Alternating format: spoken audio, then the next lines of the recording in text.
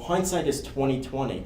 The Lebanon War in 2006, do you think that you should have sent in ground troops earlier? Because you had experience with the previous Lebanon War, which was bloody, but there was a bunch of criticism about executing an air campaign for a week before sending ground troops in.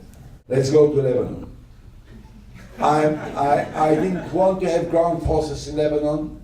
I'm happy that I was not tempted to increase the involvement of ground forces. I think it was a mistake on the first place, which I didn't want to repeat in the Second Lebanese War.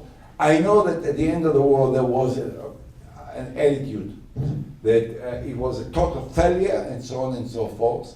In my mind, this was the most successful war in the history of the state of Israel. The first time that a result of the war, for 7 years now, there is not one bullet shot from the north border.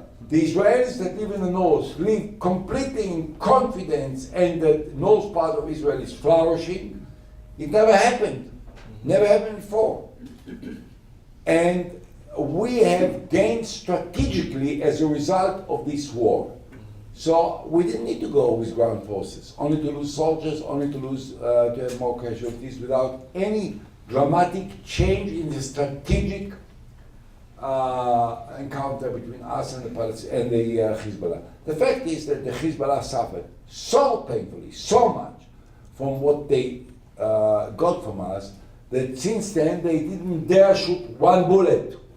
For 7 years, never there was a border between Israel and our country as quiet as the border between us and Hezbollah since the Second World War in Lebanon. So I don't think that there was any need for further penetration of ground forces. I think that my decision not to allow the entry of ground forces at the beginning was a right decision. I think that what we did in the very last 48 hours was not a real comprehensive penetration of ground forces in order to take over territories of Lebanon. It was only a signal to the international community that if they will not change the UN resolution in line with precisely what we demanded, then it will last forever.